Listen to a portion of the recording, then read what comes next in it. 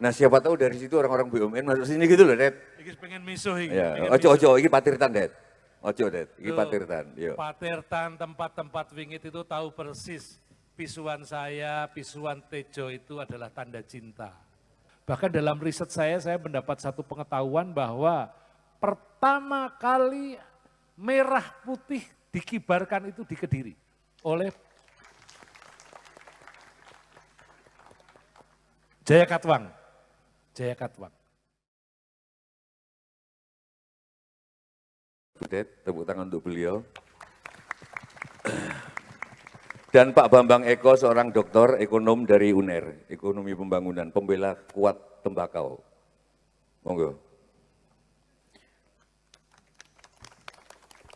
Dia seorang doktor, seorang akademisi, tapi kliniknya sangat kuat. Jadi waktu COVID dia cuman bikin itu Pak, apa bunga sedap malam sama akar berambang bawang, dibawa di mobilnya ada, di kantornya ada. Katanya COVID nggak kuat bau itu. Dan saya tadi, nanti yang pembicara Mas Vensa ini, nanti akan ngomong soal UFO, ternyata juga dari Kediri. Ketua panitia ini Mas Bramdi, ternyata juga dari Kediri. Terus tadi anak buahnya Mas, sing tak Senin-Senin ini mau siapa? Siapa? Hah? Gurit, nanti Gurit. Sorry ya, aku ngamuk banyak elek ya. Ini juga dari Kediri. Nah ternyata yang sekarang bikin Dream Theater itu siapa? Anas, yang ke Festival Prambanan terus sekarang Dream Theater, itu juga dari Kediri. Tepuk tangan untuk Kediri. Dan ini saya akan ceritakan, belum pernah saya ceritakan ke siapapun. Jadi tolong dicek nanti, di tahun 70-an itu ada enggak wakil bupati, waktu itu namanya Pate, yang namanya ada Yadinya. Saya lupa apa Suyadi, apa, itu Pak Deku. Aku nanti Rene waktu aku cilik. Enggak, bukan 70-an, tahun 70-an. Bukan berarti. Saya pernah ke sini, Pak Dito. Jadi Pak Deku jadi Pate, waktu itu wakil bupati namanya Pate. Oke, kita akan ngobrol tentang Kediri, bagaimana masa depannya, potensi-potensi ekonominya dan potensi-potensi kebudayaannya. Tapi mohon maaf untuk teman-teman yang di rumah juga yang streaming, saya nggak bisa ngomong miso sekarang karena menurut info Pak Bupati menghimbau saya tidak miso di sini. Gitu. Karena ini tempat wingit juga. Walaupun saya namanya birokrasi kan kadang Pak Bupatinya belum tentu ngomong begitu kan. Namanya birokrasi loh. Namanya soalnya tadi Pak Bupati bilang, "Lho sing dinteni saka Tejo iki misruhe ngono lho." Tadi nggak tahu mana yang benar. Tapi karena ini Patirtan, mudah-mudahan kita bisa ya. Tan lian kegondelan, tan yang mungwe kerambil kade.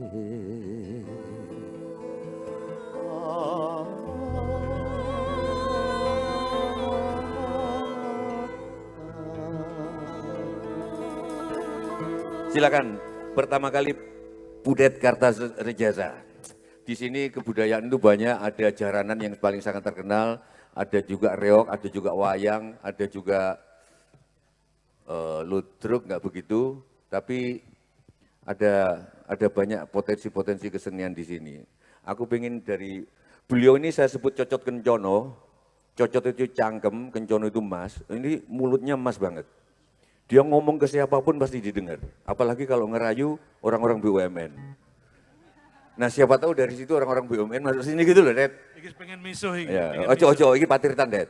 Ojo, Det, ini Patirtan. Yuk. Patirtan tempat-tempat wingit itu tahu persis. Pisuan saya, pisuan Tejo itu adalah tanda cinta. Artinya pasti diridhoi. Gak apa-apa, Cok. Setelah percaya. Saya mau cerita dulu, Cok. Saya itu 40 tahun yang lalu, itu belusuan di Kediri, dalam arti yang rada serius. Kalau kemarin-kemarin ini Kediri cuma lewat. Kalau nggak ngejob, ketemu teman, memang ke Kediri. Tapi bukan ke diri. Kalau ini itu seperti peristiwa yang terjadi tahun 82. Selagi saya masih seperti Tejo jadi wartawan waktu itu, dia wartawan beneran, saya waktu itu WTS, wartawan tanpa surat kabar, penulis freelance. Jadi kalau saya pergi di suatu tempat, saya pasti bikin liputan, cari duit pokoknya. Tahun 82 itu, tadi saya hitung, loh 82 itu berarti 40 tahun yang lalu. Waktu itu saya menguntit rombongan kesenian almarhum ayah saya, yang waktu itu melakukan karya wisata budaya di Kediri. Lalu oleh pemerintah setempat dijamu Jatilan Senterewe, ada ya? Jaranan ya, Jatilan, saya ingat persis, Jatilan Senterewe di Pamenang. Jadi saya langsung meriset tentang Pamenang, saya meriset tentang Jaranan, tentang Senterewe dan lain-lain, dan saya bisa bikin tulisan tentang Jatilan Senterewe. Kalau nggak salah Happy Asmara ini dari Jaranan Senterewe. Oh iya? Iya kan?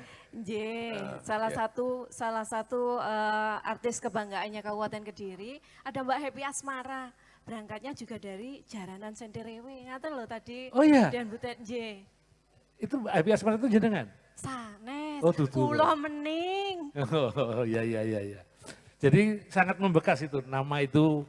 Jadi saya lalu karena tempo hari dikasih kesempatan oleh Tejo untuk ke Kediri, ngomong soal Kediri, terpaksa saya refresh lagi pikiran-pikiran saya tentang Kediri. Saya bikin riset kecil-kecilan, saya browsing kemana-mana, lalu ketemu kekayaan yang luar biasa. Kalau tadi disebut-sebut harta karun Kediri, saya pikir harta karun itu bukan milik Kediri, itu harta karun Indonesia. Baru sebelum ke sini tadi saya ke Astana Gedong. Gedong ya, Astana Gedong. Di sana saya ngelihat kuburan Muslim, lalu di tengahnya ada tataan Wisnu, Garuda Wisnu. Bagaimana itu jejak sejarah Sanjaya, zaman Airlangga, dikepung oleh kuburan Muslim, lalu ada tokoh Muslim dari Iran itu siapa, Kiai Jumawil ya? Ya, Pak Wasil. Lalu ada makamnya Amangkurat ketiga, Sunan Mas ya. Di dalam hamparan kuburan Muslim ada jejak Sanjaya itu. Lalu ada, itu tataannya Garuda Wisnu. Masih ada motif-motif relief Wisnu, Garudia, nyebutnya Garudia. Saya langsung ingat teman saya Putu Sutawijaya, Putu Liong, satu pelukis kontemporer di Indonesia, orang Bali yang sekarang tinggal di Jogja, dan dia sedang meriset Garudia. Dia datang ke tempat-tempat yang ada Garudia, sampai ke Candi Penanggungan semua, dan dia selalu melukis on the spot di situ. Tadi saya tanya, saya WA, saya foto di situ, saya lihatkan situs yang ada di Astana Gedong tadi, rupanya dia juga sudah meriset tempat itu. Jadi betapa jejak sejarah yang ada di Kediri ini benar-benar harta karun yang luar biasa. Bahkan dalam riset saya mendapat satu pengetahuan bahwa pertama kali merah putih dikibarkan itu di Kediri oleh Jaya Katwang. Saya jadi ingat semua, loh ini ada Garuda yang sekarang digunakan oleh negeri ini sebagai simbol Garuda Pancasila itu. Lalu ada merah putih, ini kan luar biasa. Majapahit, kebermulaan Majapahit, bermulanya itu ya dari Kediri. Berakhirnya Kediri karena ketika Islam dari Demak, Sultan Trenggono berhasil mengalahkan kerajaan Majapahit terakhir, dan itu kebangkitan Islam. Jadi kalau hari ini Islam mendominasi Indonesia, itu jelas. Indonya ini loh, asutah. Rapopo. Keberucut tanda cinta. Jadi betapa sebenarnya harta karun ini kalau kita melihat dari perspektif kebudayaan Pak Mas Tejo, itu sesuatu yang tidak pernah akan habis ditimba. Dalam cerita pewayangan kita tahu sumber-sumber yang dimainkan oleh Dalang ini. Kan semuanya dari Kediri. Nah. Mas Bram tadi ternyata Kediri juga. Mas Gurit Kediri juga. Terus yang bikin Dream Theater Solo sekarang Festival Prambanan Anas ternyata orang Kediri. Aku Pak Deku Kediri juga. Jadi patih waktu itu Pak Deyadi. Aku main ke sini. Nah, kowe gak mau tutu wong Kediri kowe. Loh, Kertarejasa, Raden Wijaya. Raden Wijaya iki tumbuhnya ya sekali Kediri, Su. Coba jelaskan hubungan. Kamu kan keturunan HB7. HB7 apa hubungannya sama Kediri? Hamengkubuwono 7. Loh, bukan dari Hamengkubuwono 7-nya. Ken Arok itu namanya kan Sri Ranggah Rajasa. Sebut nama di Indonesia hari ini yang namanya Rajasa. Udet Kertarejasa. Nah, jelas toh Ken Arok. Tepuk tangan tuh Udet. Jadi leluhur saya itu dari Madura, kawan-kawan semua. Jadi selain dari Mataram Pak Bagong itu, ibu saya itu Madura. Aslinya keturunannya ibu kakak ayahnya ibu saya itu Meduro namanya Kartorejo. Hilang diculik Jepang di hutan. Lalu oleh ibu saya dipatrikan kepada saya nama itu Kartorejo. Tapi karena kalau bayi namanya Kartorejo nggak pantas. Karena ayah saya seniman, yo pantas-pantasnya tambahi so, Kartarejasa. Karena so tulisannya A, bacanya Kartarejasa. Jadi ya udahlah saya diklaim sebagai keturunannya Ken Arok, gak apa-apa. Pokoknya sih ada hubungannya. Ada hubungan di Kediri. Terus. Kandi mau ya? Aku juga lali. Oh ya, soal merah putih, soal Garudia, itu saya menyebutkan sebagai satu harta karun yang luar biasa. Ini, saya mau bilang juga tentang pewayangan. Pewayangan seperti Tejo Dalang ini, sumbernya kan kalau nggak Mahabharata ya Ramayana. Tapi saya dari pengembaraan saya kemarin mensurvei itu, apa sayang? Ini anak orang wedok kan ini. Oh kopi beliau, saya es, lagi seneng es. Nggak pesen pecel, Pak? Saya tadi habis maem. Oke. Ya. Terus pewayangan. Pewayangan, saya baru tahu Jo, betapa cerita-cerita Panji itu kan satu puncak kebudayaan yang lahir di Kediri. Bener nggak sih? Ya, Panji Induk Kertapati. Ya, dan Panji bahkan sekarang di Thailand, di negara-negara Asia juga mengembangkan Panji. Dan mereka itu sumbernya kan dari sini. Ya, betul. Jadi ibu kota cerita-cerita tentang Panji, ini di sini ini. Puncak kebudayaan yang bukan hanya mempengaruhi Indonesia, tapi mempengaruhi Asia. Ya, Asia. Ya. Ini. Jadi bukan hanya milik Indonesia harta karun. Jadi Pak Bupati, saya jadi ingat kira-kira 20 tahun yang lalu saya jadi wartawan itu diskusi di STSI Denpasar, belum isi, masih STSI, itu datang dari orang Taiwan, orang Thailand, Kamboja dan lain sebagainya, yang mempersatukan Asia Tenggara ini bukan Baratayuda, bukan Mahabharata, tapi cerita wayang Panji. Panji Induk Kertapati itu Vietnam Bapak kenal, ya benar. Ya. Panji, jadi Ya, Panji cerita itu Panji. betul-betul menurut saya satu kekayaan yang belum dieksplor sebiar rupa sehingga punya kekuatan yang luar biasa seperti Mahabharata. Di dalam dunia pewayangan kan lebih pada Mahabharata dan Ramayana.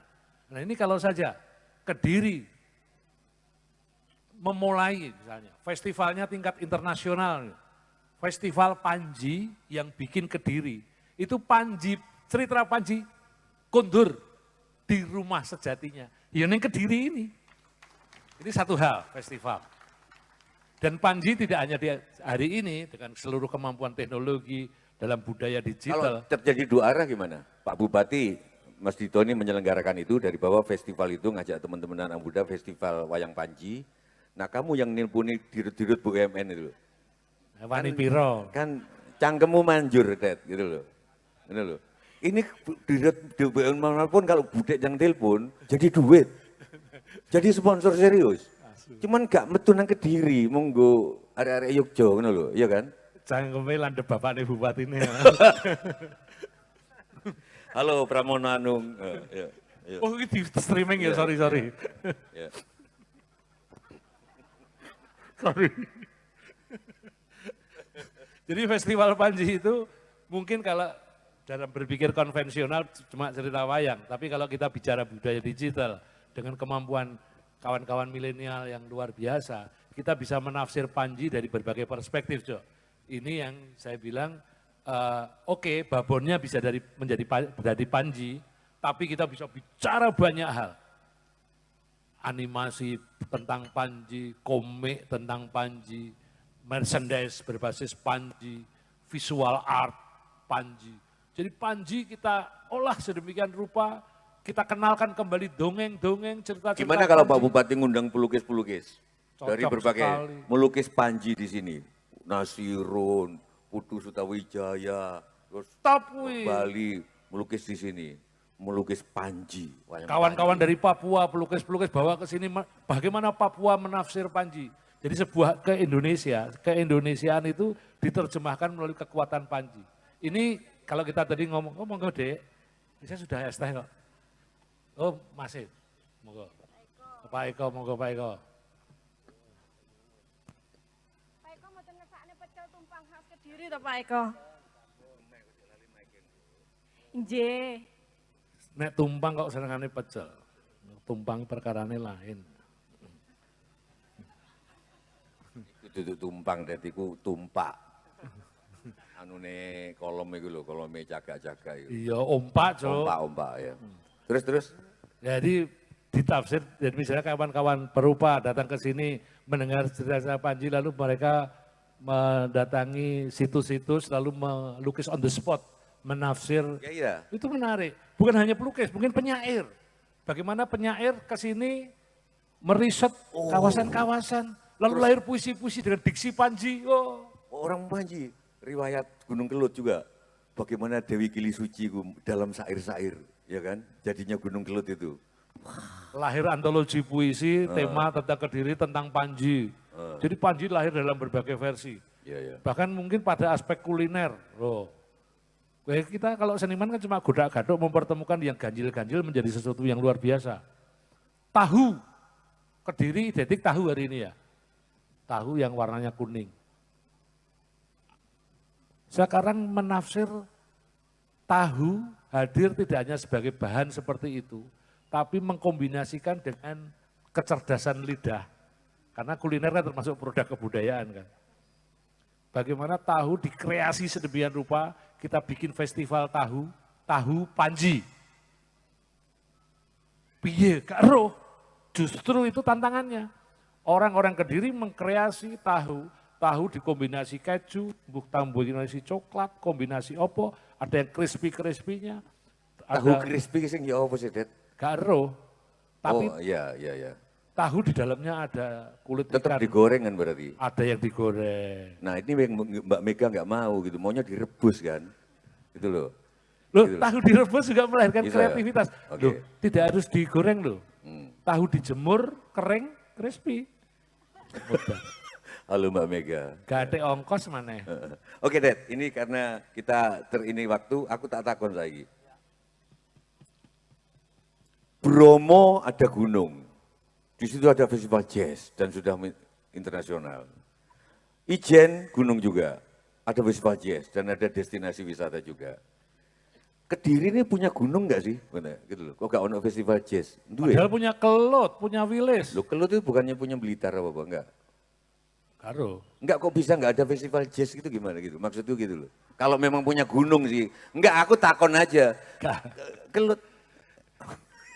Loh kalau jazz gunung sih memang sedang berorientasi nantinya Kelut dan Wilis. tidak hanya di Bromo. Memang mereka sudah punya konsep mengembangkan jazznya di gunung yang sudah didesain bersama Mas Andi Noya nanti setelah Bromo, Ijen sudah.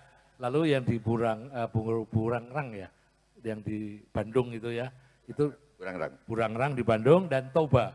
Jadi sudah ada kandidat 2 venue jazz gunung, Burangrang dan Toba. Kelut. Kelut tinggal bagaimana kita memprovokasi bupatinya. Mentuan rumai jazz gunung Kelut. Nah itu, nek nganti gak gelem ya kebangetan. Berarti Kediri punya gunung kan? Punya gunung dan punya potensi ada jazz gunung di Kelut. Tapi belum. Belum. Oh. Ya, iya Pak Dito, belum. Tapi gunung ada kan? Oh, wonten ngono lho jadi. Lah iya, apalagi perjalanan gunungnya melewati satu situs-situs harta karun kita tahu Pak. Karena itu satu rekreasi baru. Itu kalau kita ngomong apa hari ini lagi ngetren soal destinasi wisata, itu candi-candi, situs-situs menuju ke kawasan Kelut, itu kan satu Yang akan membedakan dengan Jazz Bromo nantinya. akan beda dengan setiap Karena jazz. melewati situs-situs itu. Itu cerita Oke. tersendiri. Dan kalau kita tadi ngomong mendevelop soal Panji, itu cerita lain lagi. Jadi bisa terintegrasi berbagai pemikiran-pemikiran kalau kita mau menjadikan wisata itu sebagai sumber keekonomian ya. Itu kan itu Coba. apik banget. Kan bagus juga ya Panji jadi logo ya, logo. Jadi kalau Situbondo daerahku kan perahu kan lambang Pemdanya itu perahu, ya kan Situbondo. Gresik apa ini Panji, wah yang Panji Inu Kertapati. Keren. Dan tadi aku dengar dari Pak Kirun nanti katanya putri tercantik itu Galuh, siapa? Itu Galuh Candrakirana itu perempuan tercantik dalam sejarah Ludruk. Kalau Ludruk itu suku Kediri juga. Galuh Candra Kirana. Kirana. Itu Anakku. Galuh anakmu. Oh, anakmu Galuh ya? Galuh dong. Oh, Galuh toh berarti. Oke, Dad, nanti kita sambung lagi. Jadi habis ini nanti kita sesi kedua, kita ngomong UFO dan Abah Kirun. Dan habis itu kita berempat ada di sini. Pasti nanti saya minta Mas Dito juga komen. Ada budayawan juga dari Blitar, Mas Muhammad Mubarok kalau nggak salah ya. Sudah hadir? Hah? Saking Kediri toh Mbah? Lah aku mau ngomong apa? Blitar. Terserah aku wong tuwa. Nggih, maklum. Aku luwih tuwa saka bapake Pak Bupati. Bapake Pak Bupati iki angkatan 82 ning ITB. Aku angkatan 80. Nggih. Dari kacik 2 tahun. Dadi Nggih. aja mbok salahno aku. Leres. Bapake Pak Bupati iki ning Nggih dawuh. sing gawe surat-surat cintane aku dhisik. Oh ngaten nggih Mbah nggih. Ngono lho. Wis aja. Takokno nek gak percaya. Wis arep miso juga iso nang kene. Oke, berikutnya bagaimana ini kalau dari teori ekonomi sing gak mainstream ngono. Jadi nek menurut sampean diapakno kudune dengan potensi ono kene ono nanas nek gak salah, ono blimbing juga, ono tambang juga yaitu pasir. Akeh Mas. Ono apa meneh ning? Wonten Pelem. desa wisata. Heeh. Inovasinipun Pak Bupati. Hmm. Desa inovasi tani organik padi komoditinipun. Kemudian juga kagungan duren nggih Mas Bupati nggih. Wonten festivalipun Mbah Tejo. Ada festivalnya. Nggih. Terus ada daerah yang pejabat nggak berani masuk situ, bahkan yang arep nangkep uang kudu kepala desanya di situ itu apa itu? Pak Lurahe mawon mboten wonten mlebet won napa nggih naminipun? Daerah Napa apa? Pak? Oh Gempol Garut. Gempol Garut. Tales. Tales Keraton dawuhipun. Kalau sudah ke situ, polisi nggak berani masuk kan? Lepas baju. Jadi kue korupsi yo. Terus mlaju mriku. Melayu nggih. rono. Ojo guyon. Ide bagus. Nggih, monggo Pak Bambang Eko. Tepuk tangan untuk beliau. Matur nuwun. Ya, potensi. Dari UNER beliau.